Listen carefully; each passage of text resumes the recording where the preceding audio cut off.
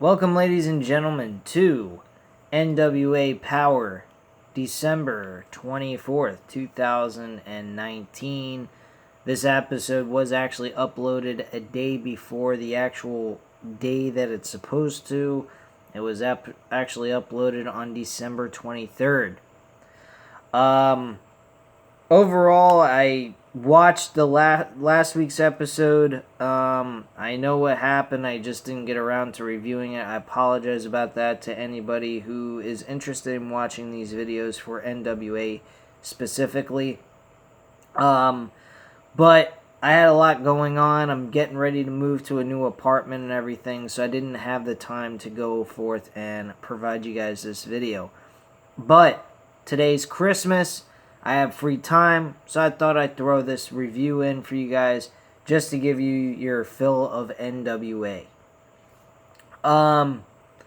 So overall, my opinion on this show. What did I think about it? Well, real simple. It had good storyline telling. They introduced a new wrestler, which I'm very familiar of.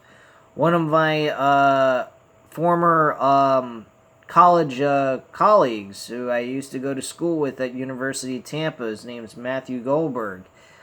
He actually knew the Pope, D'Angelo Dinero, that went by the Pope at Impact Wrestling. And he is actually now on NWA. I was very surprised by that. I didn't know that he was going to come back in any kind of wrestling capacity or even show up on another brand. Another promotion, I should say. But yeah, he did make an appearance. Right in the beginning of the show, we get a news bulletin that Trevor Murdoch is now signed to the NWA officially, and he is part of their roster. Pope did come out, though, and he provided some commentary on the first match for crowning the new, or to move forward for the tournament for crowning the new NWA television champion, and that was Rick Starks defeating Eddie Kingston. This match was okay. It wasn't nothing bad. Eddie Kingston loses this match, unfortunately, to Ricky Starks. I believe Ricky Starks is going to be the guy to win the NWA television championship, simply because he's new, he's fresh, and he's somebody that they could really push to get where they want to be with that NWA television championship. They need to go with somebody who's new and fresh to the people's eyes and really push him forward. Then we had Royce Isaac come out to ringside with this lady who he apparently is dating, named May Valentine.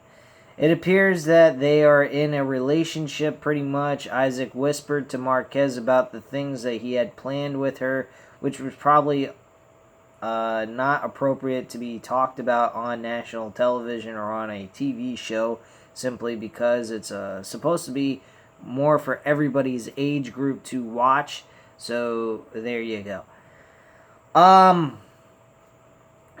So he basically says that that's not something that you want to share to me, and it's appalling that you even said it to me in a whisper, and blah blah blah. Isaacs then goes on to talk about what was happening with him and Nick Aldis taking over the world pretty much with this group, with him, his tag team partner, and Camille with Nick Aldis. Isaacs then said he wanted to prove he could wrestle one-on-one. He wanted to show Valentine what he could do. James Storm walked out to answer him for his challenge. This match went nowhere. This match was absolute garbage. It didn't even last but 2 seconds. James Storm defeated him by a countout. Royce Isaac just ran away like a cowardly bitch, and that was it. Now, the part of the show that was the best, that I absolutely enjoyed watching, Eli Drake. This motherfucker is funny as hell. I enjoyed what he was doing here. He was hilarious, and thankfully got his voice back in a week. So he came out with some champagne and looked like he was mildly drunk. He talked about how the new year was just around the corner. Drake said he needed new goals for 2020, but he wasn't going to make resolutions. He said that goals sounded like gold, and he pointed out his Nike shoes and his jacket. He then comes up to Josephus, who was dressed as Santa, and they sang some Christmas carol with Drake, walked around drunk, and this was rather nonsensical, but I guess that made sense as he was supposed to be drunk, pretty much is what this writer that I'm reading off of from the Wrestling Observer is talking about. So I'm just kind of reading off what goes on. He really was nailing it on all cylinders, though, mic-wise. If you did not catch this episode for the Christmas episode, this was a fantastic moment within this whole show with that. Eli Drake was the fucking show. He was funny as hell. I enjoyed him a lot during that segment. Following that, Nick Aldis shows up with a really serious promo, basically stating he wants to become like the Four Horsemen. He wants to take over NWA. He's been carrying NWA on his back for the last 2 years, and he's been trying to make the company something again, relevant and mainstream. So he did get a comment from Ricky Morton from the Rock and Roll Express, and he asked him to come out to address those comments. Aldis asked Morton to clarify his comments, and Morton said he simply gave his opinion. That was it. He said that Aldis does represent the greatest championship in wrestling, but while Aldis spent 2 years building the NWA, Ric Flair, Harley Race, the Rock and Roll Express spent their entire lives building it. Morton apologized for offending him in any way and offered a handshake. Aldis then said that they saw what happened with James Storm and Tim Storm, so Morton should think very carefully before opening his mouth again. Personally, as the writer even stated, it was an excellent promo. I agree with the writer on that. I thought that was a very good job by Nick Aldis. Nick Aldis is really a great promo wrestler and also an in-ring performer. So I got to give Nick Aldis a lot of credit. Eli Drake, there was nothing going on with him. I don't know what his purpose there was. He kind of just disappeared mostly. But Nick Aldis was actually phenomenal in this whole promo, so I enjoyed it very much. Now, we then have a 6 women's tag team match with Melina, Thunder Rosa, and Marty Bell facing the NWA's Women's World Champion, Allison Kay, Ashley Vox, and ODB. Now, this matchup was actually pretty good. I did not have any beef with this matchup. I thought it was very well done. Not well done. I think it was a solid, good match for a televised matchup. And they did a good job. Thunder Rosa actually picks up the match. Gets the win for their team. Now, the winner of the match on their team gets to pick the losing team's opponent. So they got to pick whoever they wanted. Thunder Rosa pins Ashley Vox and gets the victory.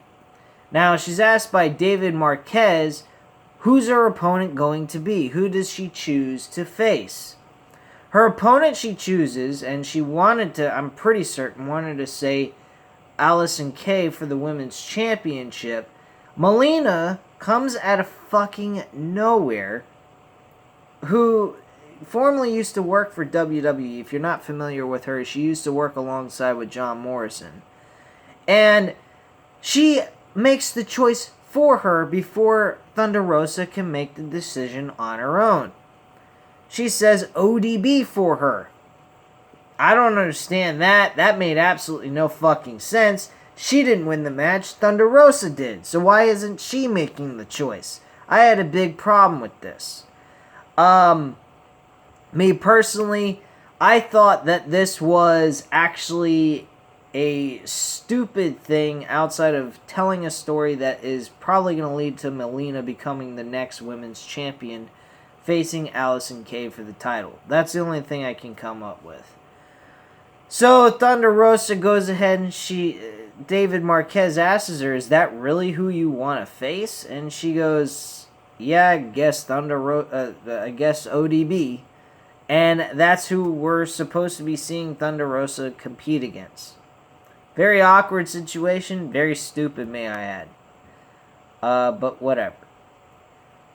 We then get a name drawings being made where for the NWA television title tournament, and Tim Storm's name is chosen, and then Nick Aldis's name is selected.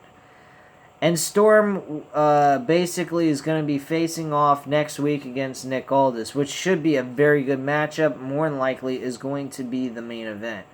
Storm cut a promo saying that Mama Storm has turned 95 years old last week. He goes on to talk about how his mom is an inspiration. She worked till she was 78, till she retired. She busted her ass just to keep keep a roof over their heads and everything, raising him as a kid and everything else. And he pretty much goes off on a tangent about Nick Aldis, and he pretty much states this, real simple: I am going to go after Nick Aldis and win this fucking tournament. So that's pretty much what we got going on here. Tim Storm, pretty solid, okay promo. I didn't have any major problems with it, but it was a pretty inspirational story that he was telling about his mom and about his career and how long he may have left to perform in the ring. So that's pretty much the overall consensus of that whole promo. Now we have the next next match for qualifying for the NWA Television Championship, leading into the next round of the tournament, and the question mark defeats Colt Cabana. I don't understand this. Why is Colt Cabana losing? He doesn't have the national championship. He's a more qualified wrestler to go after a title like this. Why would the question mark advance to the next round over Colt Cabana? I think that was absolutely fucking stupid. I did not agree with this at all with the results of this match. I think the whole idea is ridiculous. And then after that, we had the question mark and Aaron Stevens cutting a promo that they're going to go ahead and capture all the titles. He's going to capture the NWA World title and the tag team titles with the question mark, and the question mark is going to capture the NWA Television Championship while he's also the NWA Tag Team Champion. To me, this seems a little fucking retarded. How in the hell could you ever believe Aaron Stevens is going to win the fucking title when he has not won but he's only won one match? That's it. That was the fucking, maybe two matches. And most of it involved cheating. So, I don't know how that implies for him to be a qualified person to hold on to a championship belt. But hey, what the hell do I know? I'm just a guy behind a camera discussing about my feelings about a show I watched. So, what can I tell you? Anyway, guys, the episode was alright, but it wasn't great in wrestling-wise. But I have to admit, I am looking forward to next week with Tim Storm and Nick Aldis in the qualifying matchup to move on to the next round for the Television Championship Tournament. So that should be a lot of exciting action that goes on. I hope this match gets a good following. It really doesn't deserve the 6 minute and 5 seconds to this match. This deserves whatever amount of time it takes for this match to end, so an unlimited amount of time, because this match is pay-per-view quality. especially what happened last week. Last week, of course, I don't know, I didn't reiterate what happened last week, but last week, Tim Storm got fucked over. He came down to the ring. He was checking on what was going on and trying to even the odds. And he then goes ahead and has Camille. Actually, he was attacked by the wild card. And then Nick Aldis comes down to check up on him. And Camille comes out and starts shoving Nick Aldis, acting as if she is upset with Nick Aldis. But in the end, she attacks Tim Storm. And they're standing, the four of them are standing in the middle of the ring celebrating. And then they formed their own faction. That was pretty much that for last week's ending of their episode. So that's what this whole thing has come to. A screw over getting revenge. Now, my personal opinion, this match doesn't deserve a time limit. It deserves whatever amount of time it needs to get an end result and have a winner move on to the next round of the tournament. That's how I feel on that. But anyway, guys, leave your comments and opinions down below.